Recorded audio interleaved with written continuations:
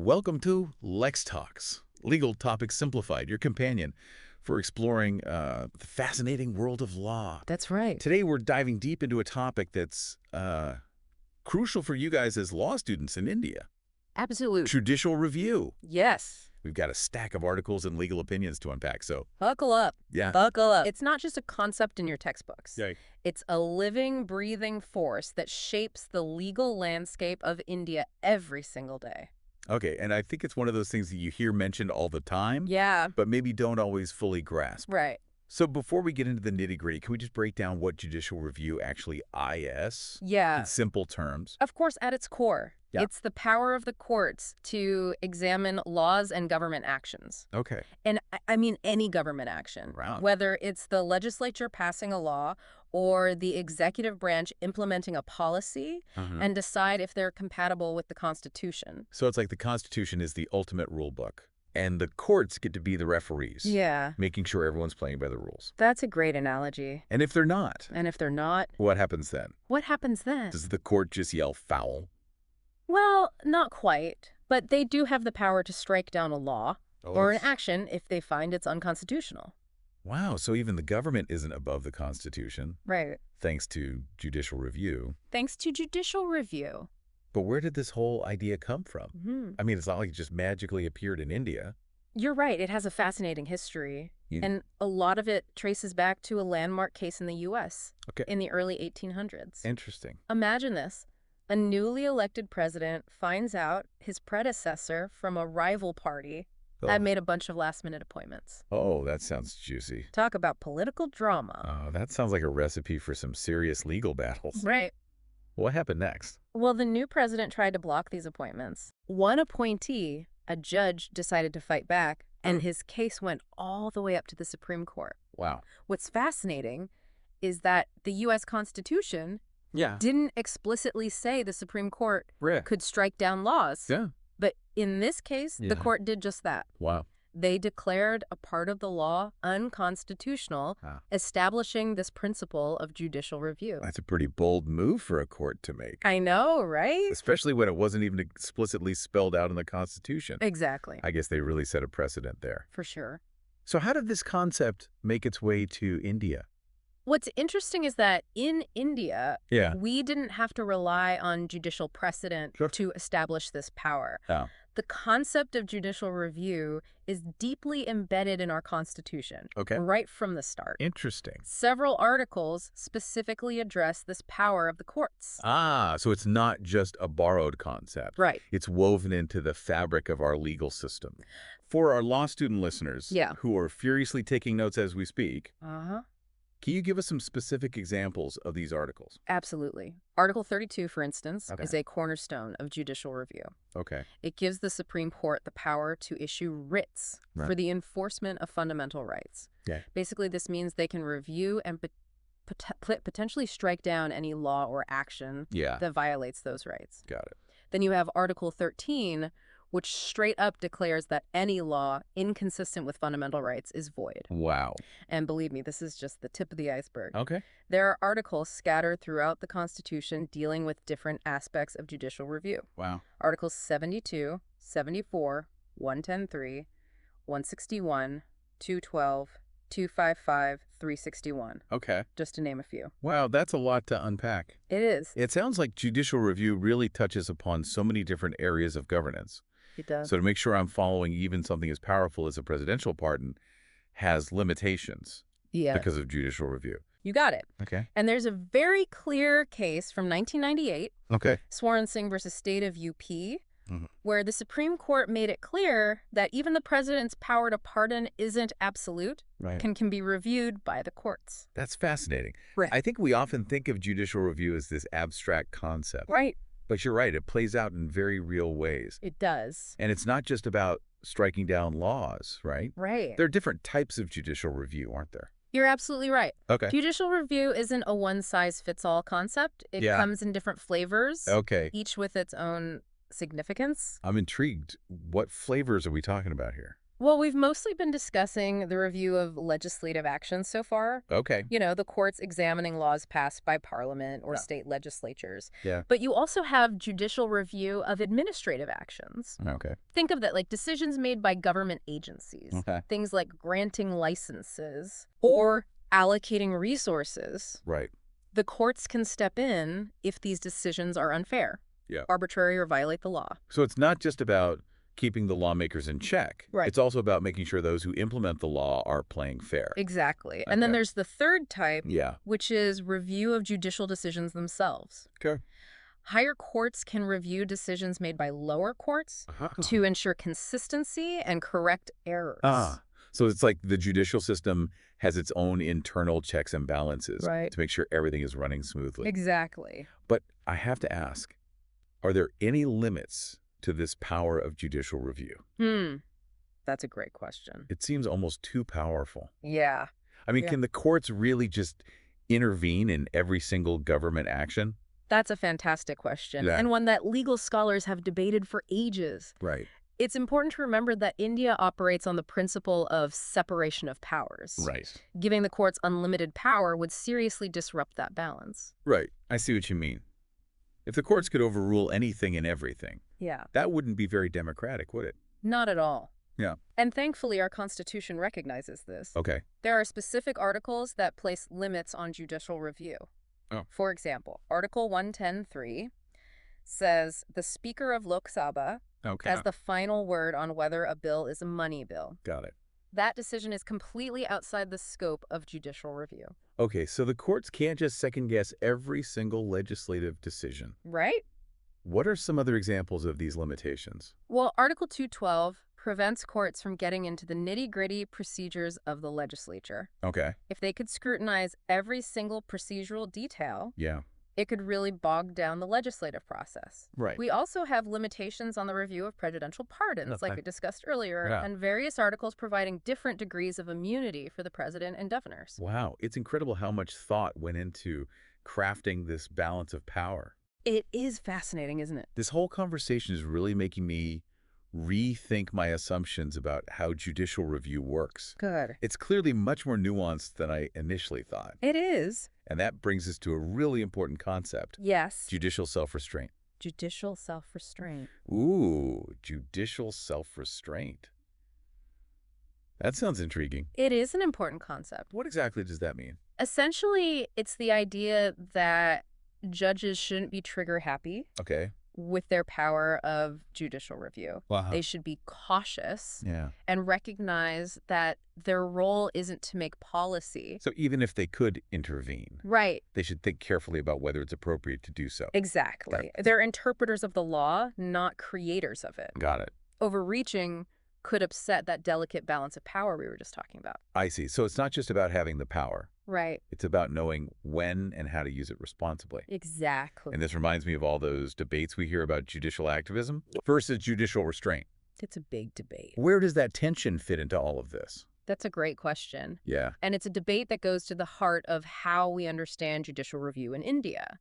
The line between activism and restraint can be blurry, Right. and recent high-profile cases like the challenges to the CAA and Article 370 have really brought this debate to the forefront. Yeah. Those were definitely cases that got everyone talking. Absolutely. How do they illustrate this tension? Well, on one side, you have those who say the courts were right to intervene in those cases. Okay. They see it as the judiciary fulfilling its duty as the guardian of the Constitution. That's a powerful argument. What about the other side? On the other side, you have critics who argue that intervening in those cases was overstepping boundaries, Okay. that it was the courts substituting their judgment for that of the elected legislature. They worry about an overly activist judiciary potentially undermining the democratic process. Okay, so there's some serious concerns there as well. It sounds like this debate about judicial activism versus judicial restraint Yes, is something that every law student needs to grapple with. absolutely. Okay. It's not about picking a side. It's Yeah. about understanding the nuances Right. and forming your own informed opinion. Okay. After all, you are the future legal minds of India. Right. And these debates will shape how you approach your careers. This is why I love these deep dives. Me too. It's not just about learning dry legal concepts. It's Yeah. about understanding how they play out in the real world Yeah. and impact our lives. Absolutely. And we've only just scratched the surface. We have. There's so much more to discuss. Well, that's what part 2 is for. Exact. But for now, we'll leave our listeners with that thought. Okay. What are your thoughts on everything we've discussed so far? Let us know. Let us know. Let us know. And we'll be back soon to unpack even more about judicial review. We will. So stay tuned. Yes, stay tuned. It is complex. And like you said, it's not just a theoretical debate happening in ivory towers. Right. These are real world issues that play out in courtrooms every single day. That's a great point. Yeah. So for our aspiring lawyers out there, Yeah. how does understanding these nuances of judicial review actually impact their future legal careers? It's fundamental. Okay. If you're going to argue a case before a judge, Yeah. you need to understand the framework of judicial review inside and out. Okay. You need to know what arguments will resonate with a judge who leans towards judicial restraint Right. versus one who's more inclined towards activism. I could see how that would be crucial for crafting your legal strategy. It is. It's not just about knowing the law. Right. It's about understanding the judicial mindset as well. Exactly. And this isn't just for courtroom lawyers. If Whoa. you're working in government or Yeah. for a company, Uh-huh. understanding the scope and limits of judicial review is crucial for decision-making Okay. and risk assessment. So it's like having this extra layer of awareness about how your actions might be perceived by the courts. Yes. It's not just a concept for law students. Right. It's essential knowledge for anyone involved in shaping or implementing policy. Absolutely. Now, are you ready to dive into some more nitty-gritty details of judicial review? Bring it on. Hit me with your best legal jargon. All right, but I promise to keep it as jargon-free as possible. Okay.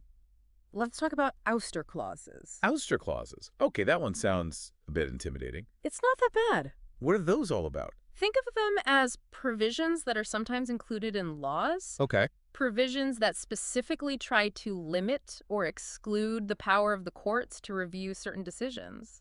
So it's like the legislature saying, Yes. hands off judges, this is our territory. Exactly. Hold on, that seems to go against the whole idea of judicial review. Right. Can the legislature really just shut the courts out like that? That's the million-dollar question. Okay. It creates this really interesting tension between the legislature trying to assert its authority and the principle of judicial review, which essentially says the courts have the final say on what's constitutional.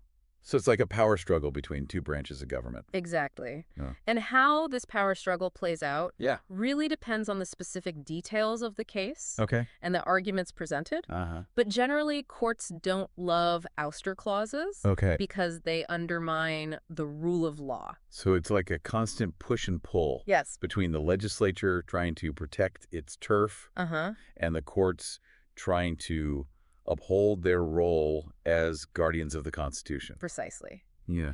And the outcome of this tug of war Yeah. can vary depending on the specifics of each case. Okay, I'm starting to see how this all gets very complex very quickly. It can. Could you give us an example of how this plays out in practice? Sure. Take the case of Sampath Kumar versus UOI. Okay.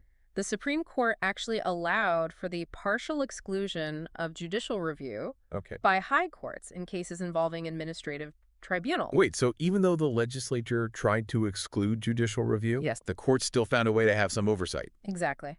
But there was a caveat. Okay, what's the caveat? The court said that those tribunals needed to have a judicial element. So it sounds like even if there's an ouster clause, Yeah. the courts might still find a way to exercise some level of review. Yes. Especially if they feel like fairness or Right. fundamental rights are at stake. That's a key takeaway. Courts are very protective of their role in ensuring justice, and they're often creative in finding ways to circumvent attempts to completely shut them out. Okay, let's bring this back to our law student listeners. Yeah. What's the big takeaway for them from all this discussion about ouster clauses? I think the main takeaway is that these battles over ouster clauses show us that the limits of judicial power in India are constantly being negotiated and redefined. Okay. It's a reminder that judicial review, while enshrined in our Constitution, isn't some static absolute power. Yeah. It's constantly being shaped and reshaped through legal arguments and judicial decisions. It sounds like a good reminder that law is a living, breathing thing. It is. It's constantly evolving. Yeah. But let's get even more practical here. Okay. Let's say I'm a citizen, Yeah. and I believe my fundamental rights have been violated. Okay. What are my options?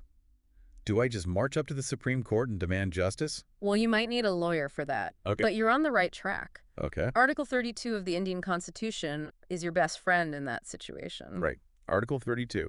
That's the one that gives the Supreme Court the power to issue writs. Right. That's right. Can you give us a quick refresher Yeah. on what those are exactly? Essentially, they're orders from the court Okay. directing someone to do something or to refrain from doing something. Okay. There are several types of writs, Yeah. each with a specific purpose. Okay. Law students, time to take notes. Yeah. What are these different types of writs? Well, the most well-known one Yeah. is probably habeas corpus, Okay. which literally means produce the body. It's used to challenge unlawful detention.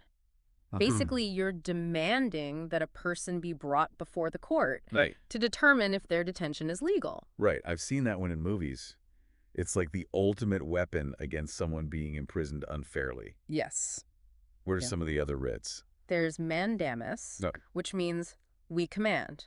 Okay. It's an order from the court telling a public official to do their job, Huh? to perform a legal duty that they've been neglecting. So if a government official is dragging their feet on something they're legally obligated to do, Right. mandamus is the way to give them a judicial nudge. Exactly. What else do we have in our arsenal? We also have prohibition, which is pretty self-explanatory. Yeah. It's used to prohibit a lower court or tribunal from exceeding its authority. It's like the court saying, whoa there, you're getting a little too big for your britches. Stay in your lane. What else is there? There's certiorari, Okay. which is used to overturn a lower court's decision. Okay. It's often used when there's a clear legal error Okay. or violation of natural justice. So if a decision just seems completely wrong, Yeah, certiorari is the way to send it back for a second look. exactly. Yeah. And finally, we have quo warranto, Okay. which translates to by what warrant. Okay. It's used to challenge someone's right to hold a public office. Ooh, that one sounds juicy. So if someone is occupying an office illegally Yes. or without the proper authority, Right. quo warranto is the way to call them out. You got it.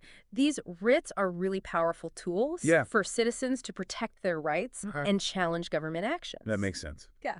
But let's get real for a moment. Okay. What if the courts make a mistake during judicial review? Okay. Can their decision be appealed or challenged? That's a great question. I mean, nobody's perfect, right? Right. Even judges can make mistakes. Exactly.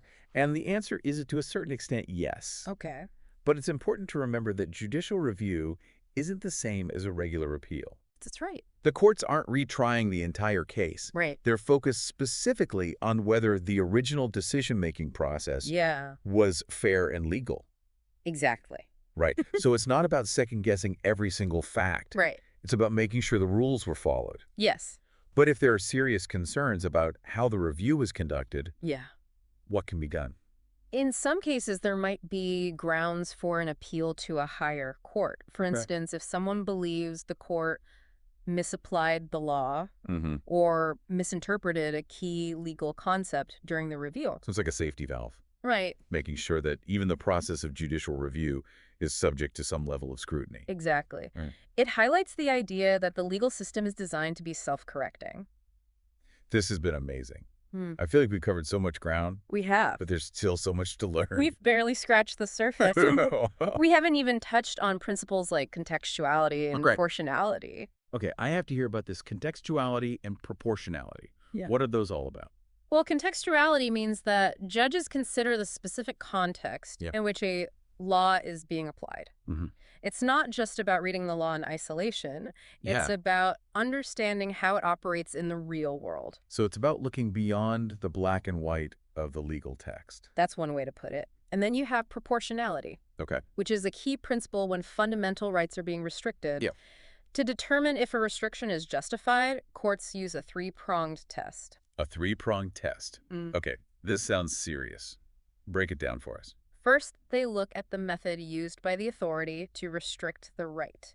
They want to make sure it's the least burdensome option. And that it's logically connected to the goal they're trying to achieve. So you can't just use any old method to restrict a right. Correct. It has to be carefully considered. What's the second prong? Second, they examine the goal itself. Is the objective of the restriction legitimate and within the authority's power?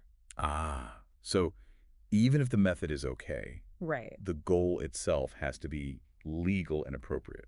Hmm. Makes sense. What about the final prong? The final and arguably most important prong Yeah. is examining the balance between the method and the goal. Okay. Is the restriction proportionate to the harm it's trying to prevent? Uh-huh. Do the benefits outweigh the costs Yeah. in terms of limiting fundamental rights?